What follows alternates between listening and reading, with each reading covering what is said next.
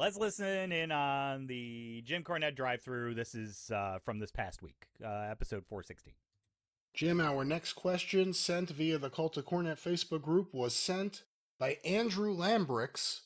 He got my name right. I attended the Survival of the Fittest in Dearborn, Michigan in maybe 2010 or 2011. Ends up being 2010. Eddie Edwards was injured in his opening match after a dive to the outside. He returned and finished later that night with a dislocated shoulder, winning the tournament. What was the backstage decision-making like? Was he just adamant on finishing?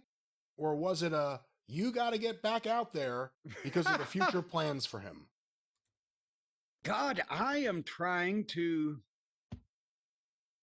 remember the specifics because I think if it was, what year did he say it was? Either 2010 or 2011. I should have been there. I believe he was there. I do believe I remember seeing Jim there in the lobby. Ring of Honor at this time was very loosey-goosey. It was a very, it was very indie at the time. So the wrestlers are just hanging out in the lobby with the fans, kind of, which was awesome, which was cool. I got to just meet Colt Cabana, and there's Homicide walking down, walking by us, and there's Kevin Steen, Kevin Owens, walking past us. He's very short. I don't know what height he is now. He was very short in 2010, but so I remember seeing Jim Cornette there, and I was like, wow, that's Jim Cornette, like right there. And he was there. I wish Brian would have keyed him in on this question coming, because I wish he could go back, because I'm sure he's got it written down somewhere of how this went down. And I made a number of the shows in Dearborn. The thing that I remember Eddie Edwards getting hurt on was early in my run, and we'll get back to this in a second, but just to illustrate why I'm confused, in that I did one of the New York shows at the Hammerstein Ballroom, but they had been in, I think, Boston the previous night. And this was probably in 2009. And I know Adam Pearce was still booking, and it was right after I'd started, because I think it's the first time I met Eddie. It was. Point is, I come in New York, and there's a kid in the locker room over in the corner with a cast on his fucking arm. And I said, oh, shit, who's that? Oh, that's Eddie Edwards. Yeah, he broke his arm last night in Boston. And I said, well, shit, that's terrible. I said, oh, yeah, he's in a ladder match tonight. I said, well, who's filling in for him? They said, no, he's going to work. What? He worked a ladder match with a broken arm. And this was before that. I don't honestly remember the specifics of him because, again, it's been a while, and I remember the other injury more prominently. But nobody made him. I certainly didn't. I'm trying to remember if I was ever, I don't remember anybody ever telling me, hey, anybody has a separated shoulder, but they're going to go back and work their next match. So I'm not sure of the specifics that night. This is one that may have escaped me. Did we know that it was a separated shoulder, or was he just banged up? I'm going to show you guys. Oh, I'm okay.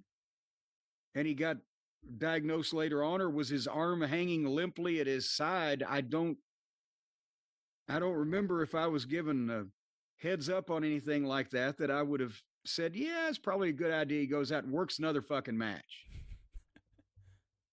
And as a blanket statement, yes, even if a guy's figured in, if he got his bell rung or he got shook up or he whatever, but he says he's okay to go, okay, it's wrestling.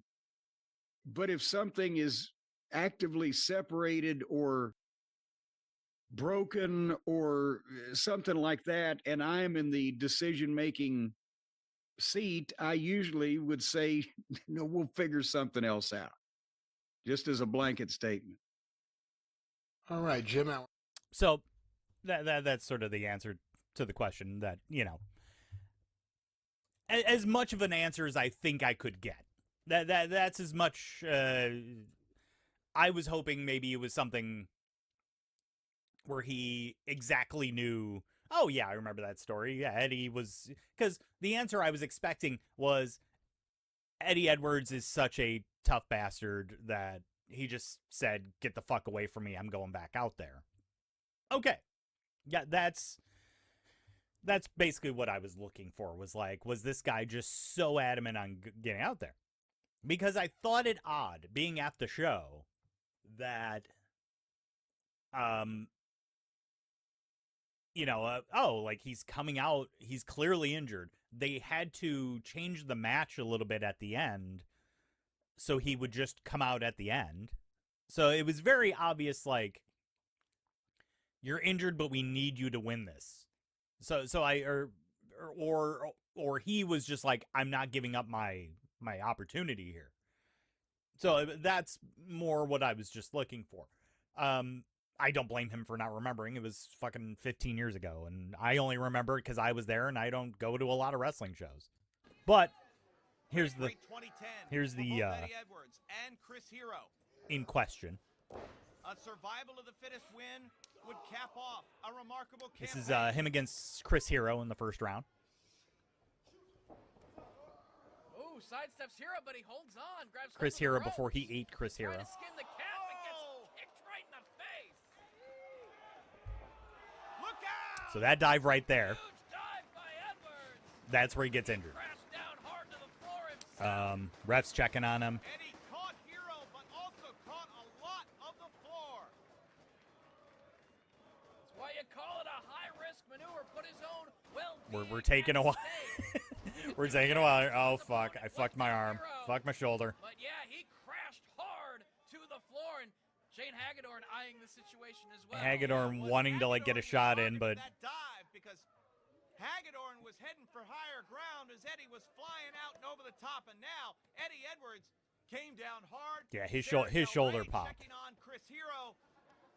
Well, Hero needs to get back inside the ring. If Edwards can't get back in, he'll be counted out, and Hero will advance by countout. Edwards looks like he's dazed. Oh, Grabbing his shoulder here. Definitely paid the physical price himself for hitting. It might have popped it and popped it back in or something, or broken something. I don't think we ever heard what the actual, like, injury Back was. inside the ring now. Edwards going for the cover. Lateral press. Well, you can obviously see that Eddie Regardless, he finishes the match. He wins the match. So let's go. Well, who knows what's happening? Favoring it here. Here's towards the end. He's effectively So utilized he cannot use this fucking arm. Either he's selling it or he just cannot use this fucking arm. From Eddie Edwards. Shades of his American Wolf tag team partner, Davey Richards.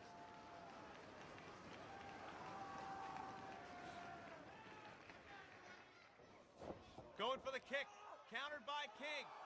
Wow, into the half crab, the Achilles lock, if you will. And then seeing the finish here, the finish makes it even more obvious. Like, he cannot. They had to think of, like, what's a finish we can do where I can't raise my arm, because if it's a rotator cuff or something, something's fucked. Catches the boot from King.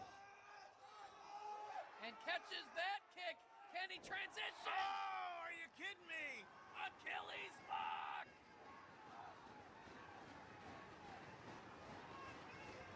He has Kenny King arched back as far as you can go. Oh, and he's got no choice to tap. Eddie Edwards has done it. Oh, yeah, he's got it. He is the winner of Survival of the Fittest 2010, Eddie Edwards. What a courageous effort. Eddie Edwards is Survival of the Fittest winner. Yeah, he was definitely fucked there.